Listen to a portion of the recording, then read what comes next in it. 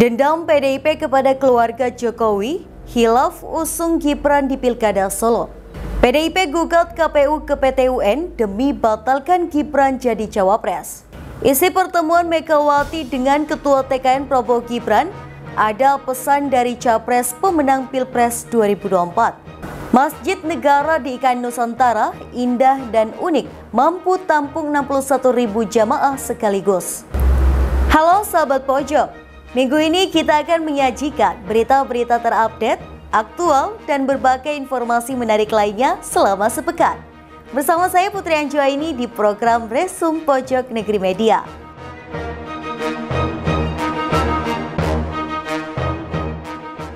Sekretaris Jenderal PDIP Hasto Kristianto blak-blakan bicara soal pengkhianatan keluarga Presiden Joko Widodo. Dia mengatakan khilaf terhadap langkah politik yang sudah dilakukan PDIP 4 tahun lalu saat memberi lampu hijau kepada Gibran untuk maju menjadi wali kota Solo. Berikut informasinya.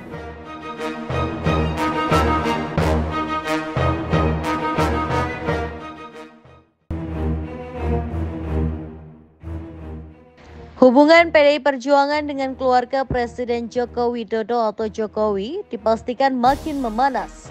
Sekretaris Jenderal PDIP Hasto Kristianto blak-blakan bicara soal pengkhianatan keluarga Presiden Joko Widodo. Selain itu, Hasto mengaku PDIP sempat hilaf saat menyinggung pencalonan Gibran Rakabuming Raka di pemilihan kepala daerah atau Pilkada Kota Solo. Majunya Gibran menjadi calon wakil presiden di pemilihan presiden dan wakil presiden terus menjadi polemik di internal PDIP. Diketahui putra sulung Jokowi itu maju bukan dari hasil rekomendasi PDIP selaku partai induk yang menaungi Gibran. Hasto pun mengungkit soal pencalonan Gibran di Pilkada Kota Solo. Dia mengatakan hilaf terhadap langkah politik yang sudah dilakukan PDIP 4 tahun lalu saat memberi lampu hijau kepada Gibran untuk maju menjadi wali kota Solo. Jujur aja khilaf. Saat itu Hasto mengatakan rekomendasi untuk memajukan Gibran memang dilakukan dengan mempertimbangkan banyak hal. Salah satunya kemajuan yang diberikan Jokowi terhadap PDIP. Namun saat ini Hasto mengatakan PDIP menyadari bahwa kemajuan yang dibawa Jokowi merupakan kefanaan. Sebab kemajuan yang ada dinilai dipicu oleh beban utang yang sangat besar. Hasto hakul yakin persoalan ini akan menjadi permasalahan serius kemudian hari bagi bangsa dan negara. Apalagi upaya Jokowi untuk terus melenggangkan kekuasaannya dengan membangun dinasti politik kian menguat setelah melenggangnya jalan Gibran menjadi calon wakil presiden.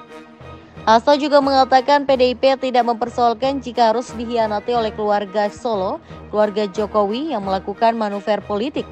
Misalnya Gibran yang maju menjadi calon wakil presiden tanpa rekomendasi PDIP, Kaisang Pangarep yang menjadi ketua umum Partai Solidaritas Indonesia atau PSI, Bobi Nasution yang tidak mendukung pasangan calon Ganjar Pranowo dan Mahfud MD, hingga pencalonan asisten pribadi Iriana Jokowi di pemilihan wali kota Bogor. Menurut Hasto, upaya Jokowi sudah melebihi ambang batas. Manuver dan pengkhianatannya terhadap PDIP tidak bisa terus dilanjutkan terjadi kepada bangsa dan negara. Dulu ketika ikut mencalonkan Gibran, karena kami juga di sisi lain memang mengakui terhadap kemajuan yang dilakukan oleh Pak Jokowi. Tapi setelah kami lihat lebih dalam, kemajuan ini ternyata dipicu oleh beban utang yang sangat besar. Utang kita, utang pemerintah itu hampir mencapai 196 miliar US dollar. Ternyata utang swasta dan BUMN itu hampir mencapai 220 miliar US dollar. Ketika ini digabung, maka ke depan kita bisa mengalami suatu persoalan yang sangat serius. Nah, di tengah-tengah persoalan ini ternyata yang ketiga, nepotisme ini justru malah semakin menguat. Nepotisme itu kita lihat ternyata justru. Menanggapi pernyataan Hasto, Gibran justru berterima kasih kepada Hasto. Dia pun meminta maaf pada Hasto. Maksudnya membandingkan kan katanya SIM juga butuh batasan umur, begitu juga Wapres gitu sih Mas. Ya udahlah, ngikut Pak Hasto. Terima kasih Pak Hasto untuk masukannya. Sudah menyesal mendukung Mas Gibran jadi wali kota dari PDI, Mas, ada tanggapan Mas? Ya, terima kasih Pak Hasto. Katanya khilaf katanya Mas. Khilaf. Ya, mohon maaf Pak Hasto. Termasuk juga mindir Pak Jokowi selalu mengucapkan kata bohong itu Mas. Oh iya, mohon maaf Pak Hasto. Ya, terima kasih. Pak Hasto paling oke. Ya. Sementara, peneliti senior Populi Center Usep Saipul Ahyar mengatakan manuver yang dilakukan keluarga Solo menjadi pukulan yang amat menyakitkan bagi Partai Banteng kali ini. Menurut Usep, anjloknya suara Ganjar Mahfud dalam pemilihan presiden 2024 diiringi dengan drama bermanuvernya kader-kader muda potensial PDIP ke koalisi atau partai lain. Misalnya Marwarar Sirait, Gibran, dan Bobi Nasution, mereka adalah kader muda potensial PDIP yang mestinya dipertahankan dan dibimbing kembali ke jalan perjuangan PDIP. Manuver keluarga Solo juga berpotensi menggulingkan dominasi PDIP di Senayan. Sebab sejumlah partai pengusung Gibran merupakan partai yang memperoleh suara cukup banyak untuk menghentikan langkah politik PDIP.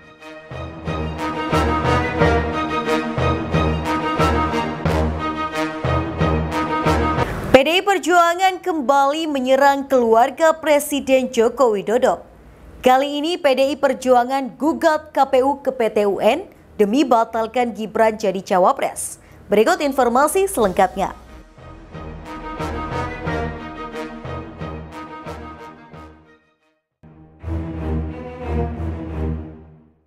PDI Perjuangan nampaknya masih sakit hati dengan keluarga Presiden Joko Widodo. PDIP kembali menyerang keluarga Jokowi. Kali ini gugatan dilayangkan PDIP terhadap Komisi Pemilihan Umum yang dianggap bisa menjadi landasan buat mendelegitimasi pencalonan Gibran Rakabuming Raka sebagai calon wakil presiden jika dikabulkan.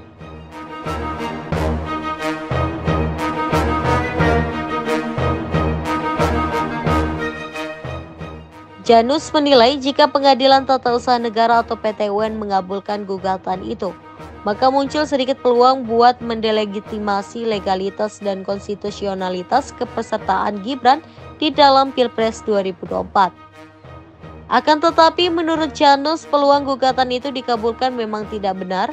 Janus menambahkan menurut dia gugatan PDIP bukan bertujuan buat mencari kemenangan di PT UN terkait Gibran. Namun inti gugatan itu adalah sebagai pembuktian kepada Presiden Joko Widodo dan publik bahwa PDIP benar-benar terzolimi atas pencalonan Gibran.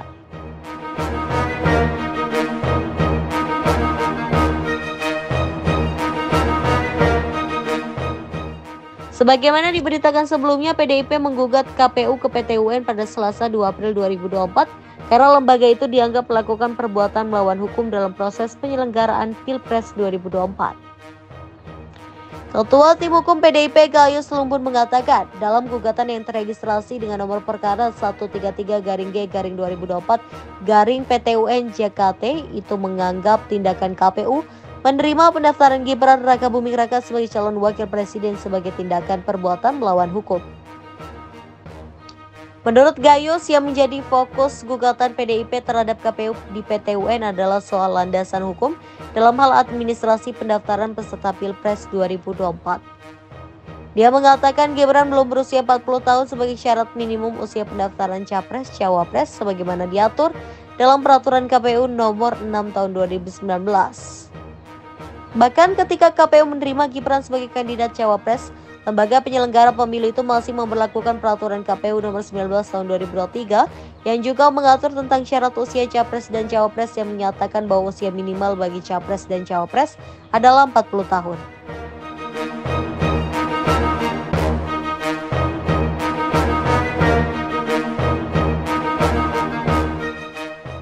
Di lain sisi, ia menegaskan bahwa gugatan ke PT UN ini bukan merupakan sengketa proses ataupun sengketa hasil pemilu seperti yang sedang terjadi di Mahkamah Konstitusi atau MK. Dia menyebut apa yang dilakukan oleh KPU dengan meloloskan Gibran dalam Pilpres 2024 adalah kecelakaan hukum dalam demokrasi Indonesia. Menurutnya, saat ini yang harus dilakukan oleh KPU adalah membatalkan Cawapres Gibran. Sementara itu, KPU menganggap gugatan PDIP ke PT UN itu keliru. Menurut Undang-Undang Pemilu, penyelesaian perselisihan atas hasil pemilu presiden dan wakil presiden hanya di Mahkamah Konstitusi, bukan lembaga peradilan lainnya. Hari ini kami memasukkan gugatan melalui PT UN spesifik tentang perbuatan melawan hukum oleh pemerintahan yang berkuasa. Dalam hal ini kaitan utamanya adalah KPU. Gugatan kami jenisnya adalah onrechtmatig overheidsdaad dalam bahasa hukum. Artinya sebuah perbuatan melanggar hukum oleh kekuasaan pemerintahan. Inti dari gugatan ini sangat berbeda dengan gugatan yang lain. Di tempat lain, di MK misalnya. Tentu berbedanya adalah kalau di MK itu kan hitung-hitungan sengketa suara. Sementara kami ini fokus bukan pada proses hukum proses hukum oleh KPU saja, tetapi lebih fokus lagi adalah perbuatan melawan hukum. PDI Perjuangan melalui kami tim hukumnya menggunakan hak konstitusionalnya dengan melakukan gugatan ke PT UN atas perbuatan melawan hukum.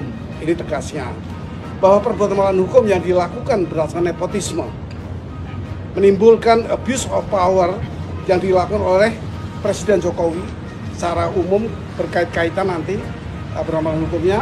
Tetapi saya katakan tadi fokus pada tindakan adalah Komisi Pemilihan Umum Republik Indonesia tahun 2024. Bahwa perbuatan melawan tersebut berdampak pada penetapan calon presiden dan wakil presiden yang meloloskan Gibran Raka Buming Raka. Pelaksanaannya adalah satu tindakan yang dilakukan oleh aparatur negara. Penggunaan sumber daya negara yang menguntungkan paslon 02 serta hasil perolehan pemilu. Dalam hal ini, ketika KPU menerima pendaftaran, KPU masih menggunakan peraturan yang lama, PKPU nomor 19 tahun 2023. Artinya, tindakan KPU ini melanggar ketentuan hukum, melanggar kepastian hukum, di mana dia memberlakukan peraturan yang berlaku surut. Jadi KPU melakukan pendaftaran pada tanggal 25 dan 27 Oktober 2024, sementara atas hasil dari putusan Mahkamah Konstitusi ini, KPU kemudian merubah menjadi PKPU nomor 23 tahun 2023 pada tanggal 3 November 2024. Artinya mekanisme atau proses pendaftaran dan penetapan capres dan cawapres itu dilakukan melanggar hukum atau cacat hukum.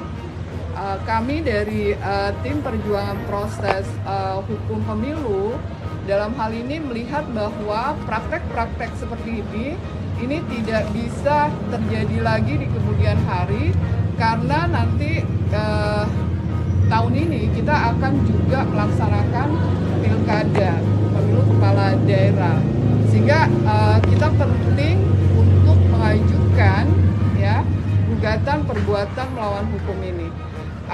Saya akan membacakan petitum atau tuntutannya.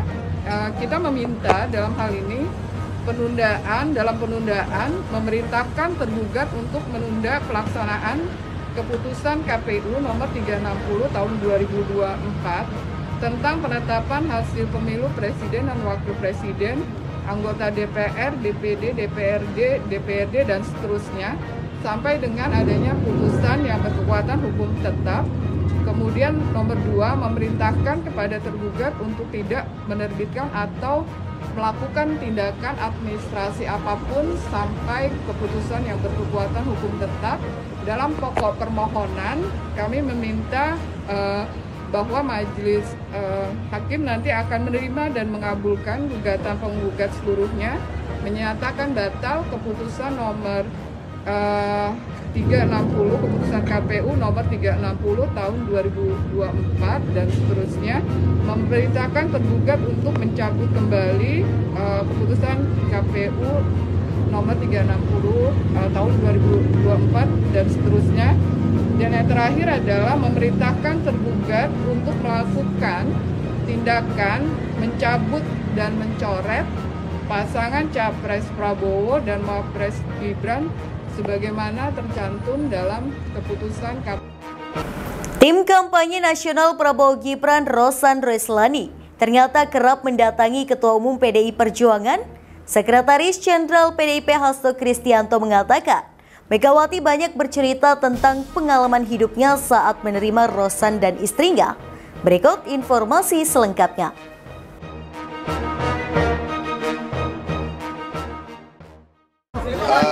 Gimana sih? Namanya lebaran ya kan? Namanya lebaran silaturahmi. Ya kan? Kawan baik, sahabat baik. Jadi bagaimana sih kalau sahabat baik ketemu ya pasti, ya kan? Pasti lama ya? Pasti lama. Tapi ada ketemu sama sahabat lama misalnya sama Bu Mega nggak Pak gitu Pak? Yang rekonsiliasi. Ibu lebih banyak cerita tentang pengalaman Ibu ketika masa-masa perjuangan di PDI. Tidak ada. Jadi ini murni silaturahim dalam rangka Idul Fitri, saling maaf-memaafkan, dan tidak ada hal-hal yang terkait dengan politik.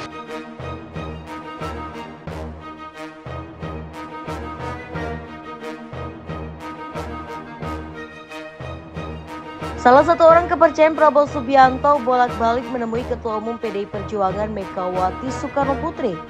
Hal ini mengundang berbagai pertanyaan mengenai apa maksud dan tujuan pertemuan tersebut.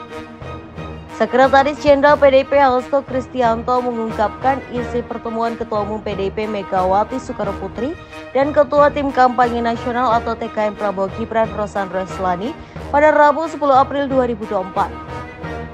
Diketahui Rosan untuk kedua kalinya menyambangi rumah Megawati di Jalan Teuku Umar Menteng, Jakarta Pusat pada hari pertama Idul Fitri 1445 Hijriah. Hasto mengatakan Megawati banyak bercerita tentang pengalaman hidupnya saat menerima Rosan dan istrinya. Ibu lebih banyak cerita tentang pengalaman Ibu ketika masa-masa perjuangan di PDI, cerita pengalaman di Papua, cerita pengalaman di Maluku, sehingga cerita tentang hidup itu penuh dengan perjuangan. Hasto mengaku bahwa dia mendampingi Megawati dalam pertemuan dengan Rosan tersebut. Selain itu, dia mengatakan Ketua DPP PDIP Puan Maharani juga hadir dalam pertemuan itu. Ditanya apakah ada pesan dari Prabowo Subianto yang disampaikan Rosan untuk Megawati, Hasto menjawab tidak ada. Tidak ada. Jadi ini murni silaturahim dalam rangka Idul Fitri, saling maaf-memaafkan, dan tidak ada hal-hal yang terkait dengan politik kekuasaan. Tapi politik itu sebagai kehidupan, itu dibahas. Hasto mengatakan Rosan memilih teh saat ditawari minuman oleh Megawati. Diberitakan sebelumnya Rosan Roslani sampai 2 kali mengunjungi kediaman Megawati pada Rabu. Pertama, Rosan berkunjung pada 10.40 waktu Indonesia Barat, tetapi dia hanya sekitar 5 menit di dalam rumah Megawati. Saat memberikan keterangan pers, Hasto mengatakan kunjungan Rosan untuk menyampaikan ucapan selamat Idul Fitri kepada Megawati. Kedua, Rosan terlihat bersama istrinya kembali mendatangi kediaman Megawati pukul 15:04 waktu Indonesia Barat. Kali ini Rosan berada cukup lama di dalam rumah Megawati sebab dia baru keluar pukul 16:38 waktu Indonesia Barat. Namun Rosan tidak memberikan keterangan pada awak media perihal kedatangannya kedua kali tersebut.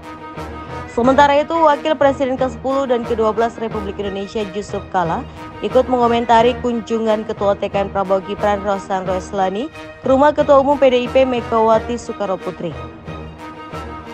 Dia mengatakan pertemuan politik memang kerap berlangsung dalam suasana perayaan Idul Fitri. Meski begitu, dia menganggap pertemuan itu merupakan sinyal yang positif.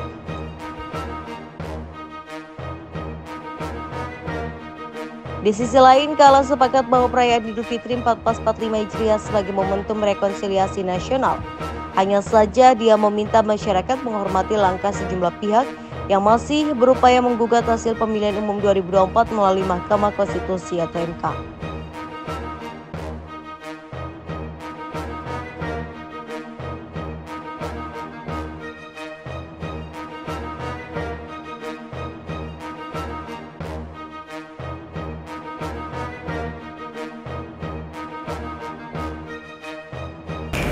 Masjid Negara di IKN Nusantara desainnya unik dan menyerupai surban yang dikelilingi air.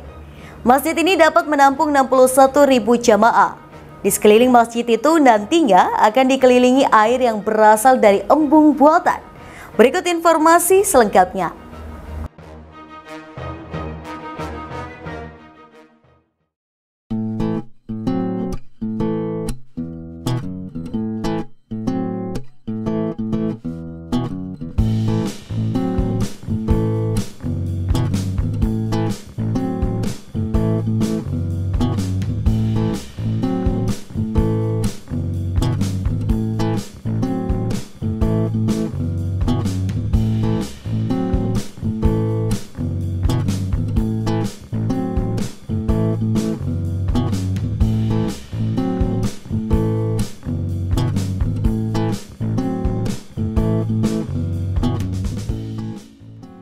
Semua bangunan di IKN Nusantara didesain unik dan menarik, termasuk Masjid Negara yang akan menjadi ikon IKN di Kalimantan Timur.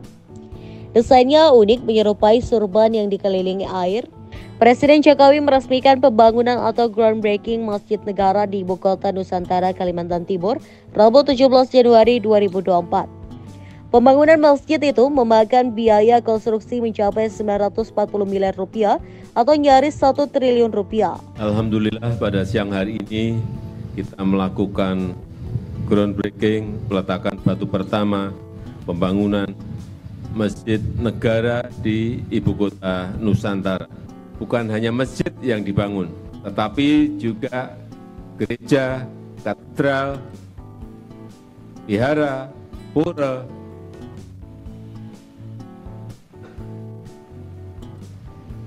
kelenteng. Jokowi menjelaskan masjid ini dapat menampung 61.000 jamaah. Di sekeliling masjid itu nanti akan dikelilingi air yang berasal dari embung buatan. Selain itu, Jokowi bilang masjid juga dilengkapi infrastruktur di kawasan seperti lansekap dan utilitas seperti jalan dan jembatan. Juga pembangunan rumah ibadah lainnya seperti gereja katedral, vihara, pura, kelenteng, dan lainnya, sehingga menunjukkan citra persatuan dan keragaman. Adapun target pembangunan masjid ini selesai pada akhir 2024 atau sekitar 400 hari kalender masa pembangunan. Jokowi berharap keberadaan masjid ini dapat mempresentasikan kemajemukan Indonesia dan sarana meningkatkan iman dan takwa, serta tempat berbagai aktivitas keagamaan maupun sosial. Saya berharap Masjid Negara ini akan mempresentasikan kemajemukan Indonesia dan sarana untuk meningkatkan iman dan takwa kepada Allah Subhanahu wa Ta'ala, tempat yang nyaman bagi umat Muslim untuk melakukan berbagai aktivitas keagamaan, aktivitas sosial lainnya, dan menjadi simbol untuk memperkuat toleransi dan moderasi beragama di Ibu Kota Nusantara kita. Masjid di Ibu Kota Nusantara atau IKN Nusantara, Kalimantan Timur memiliki luasan fantastis. Dilansir dari LPSC Kementerian PUPR, masjid yang akan menjadi landmark di kawasan inti pusat pemerintahan atau KIP IKN ini memiliki luas 36.969 m2 atau 3,6 hektar. Dana pembangunan masjid ini pun tak main-main, yakni sebesar 973 miliar rupiah atau hampir mencapai 1 triliun rupiah. Masjid ini berlokasi di Kabupaten Penajam Pasir Utara, Provinsi Kalimantan Timur, di zona pemerintahan sub BWP 1A, tepatnya. Berada di ujung aksis visual koridor sumbu kebangsaan sekunder, Masjid IKN berada di wilayah permukiman selatan pada kawasan inti pusat pemerintahan atau KIP. Sekadar informasi, kawasan ini merupakan lingkungan permukiman perkotaan. Pusat kegiatan seni, budaya dan keagamaan, masih dilansir dari LPSC, kawasan itu terdiri dari bangunan masjid dan minaret dengan luas lahan 3,21 hektare, sementara total luas lantai bangunan terdesain adalah 36.969 m2. Kementerian PUPR menargetkan pekerjaan konstruksi rancang dan bangun gedung dan kawasan Masjid Negara di IKN tersebut rampung selama 540 hari. Pembangunan tersebut telah diumumkan pada 12 Juli 2023 pada layanan pengadaan secara elektronik atau LPSC Kementerian PUPR. Ini lahannya 12 hektar, kurang lebih 5 hektar itu air tuh.